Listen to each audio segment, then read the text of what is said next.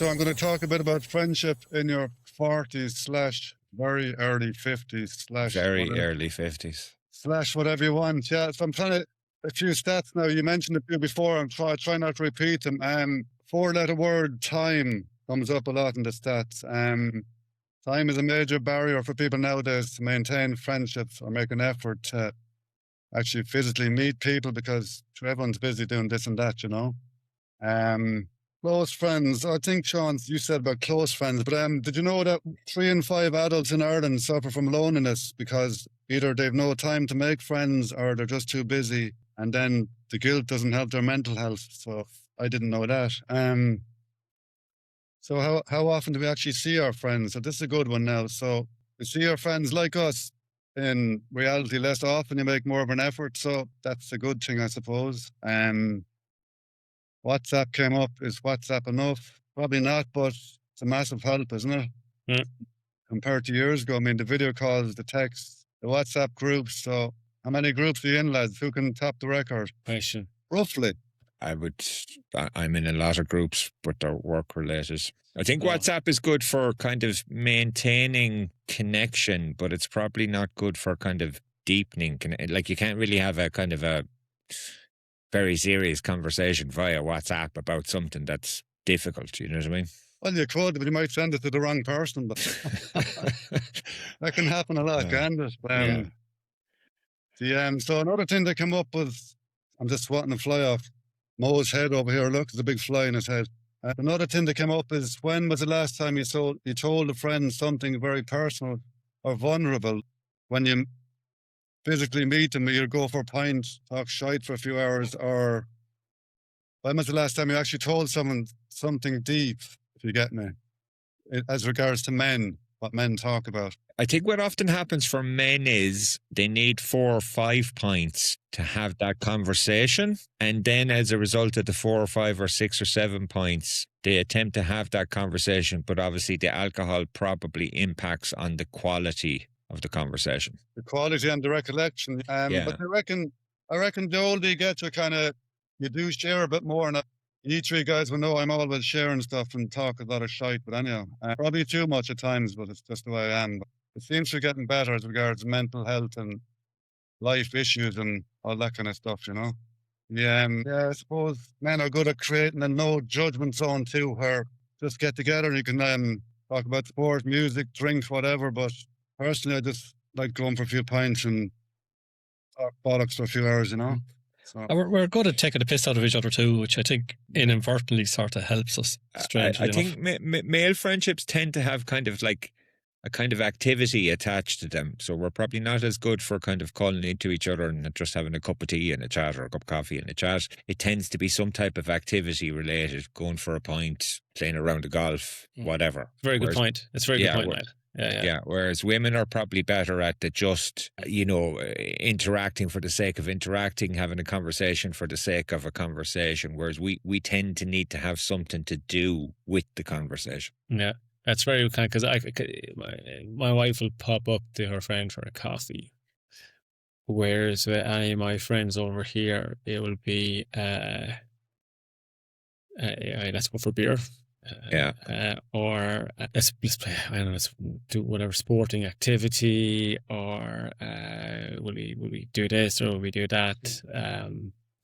It's very rare that I would say, like, shall we catch up for coffee? It tends to be, and I think as a result of that, then when you get relationships and kids and to Aaron's point, time in the mix, if your friendships are broadly based on activities and then you have less time, there's less time for those activities. So by definition, then there's less time for the friendships, and then consequentially the friendships suffer as a result. Whereas I don't think that happens to the same extent with women, because it's not so based on activities, or their friendships are not so based on activities. I mean, I know they're broad statements or general statements, but I think they're kind of true to the extent. So basically then, I suppose, to wrap up a little bit on this section, the ideal thing is for everyone to get together, have a few pints, have a good rant, talk a bit of shite, and kind of like this podcast really, isn't it? but without the pints, unfortunately. Yeah. Well, we'll do a real one in the summer, hopefully. We'll all have a pint. But Yeah, Yeah, so I don't think we should totally associate friendship with skull and pints and talking no, well, I was shit. going to You bring in know, a bit about the music, but we'll have that in the next podcast, Scott. But the music sessions and the people I meet playing music is a big social thing for me as well, you know, and not always drinking at that either. So music would be an important outlet to talk to people and people you wouldn't normally talk to about stuff, you know. that's another Yeah, activity. Can I say something to you here? And this is again, it was an interesting kind of, I suppose you would say, side effect.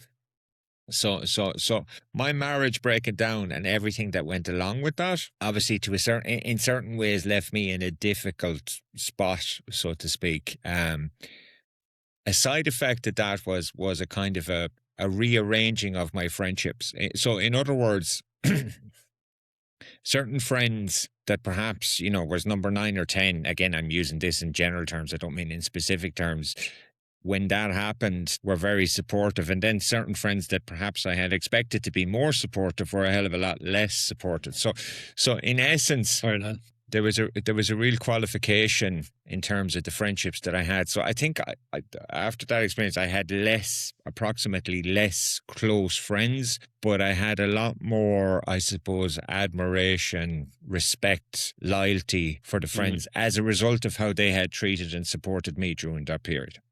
Yeah. And I think oftentimes something difficult happening in your life like that, certain friends come to the fore and maybe certain friends don't. You know, but it's a good test proportionately of kind of friendships. Now, I know it doesn't suit everyone. And the other thing I would say is I think a mistake we can also fall into is that we expect that we get everything from every single relationship, which isn't always the case either. So sometimes you can get one thing from one friendship or one relationship and you get something else somewhere else. You know what I mean? So we can put too much pressure on one individual to get everything from them. But definitely that was an interesting side effect, I suppose, of that experience. Yeah. But that's a very good point you make. You go to one friend because you know he's a good listener, and you know or he'll be straight talking and he'll tell you probably what you don't want to hear, but what you probably need to hear. And then you have another friend who will just let you fucking get it all out and not be judgmental and just be a sponge and take it all in, like. So it's but it's friends with benefits. Different types of benefits, Mike. Jesus, Mike, that's for part 2 of the friendship podcast. Friends with benefits. We'll have to have some female guests on for that podcast, man.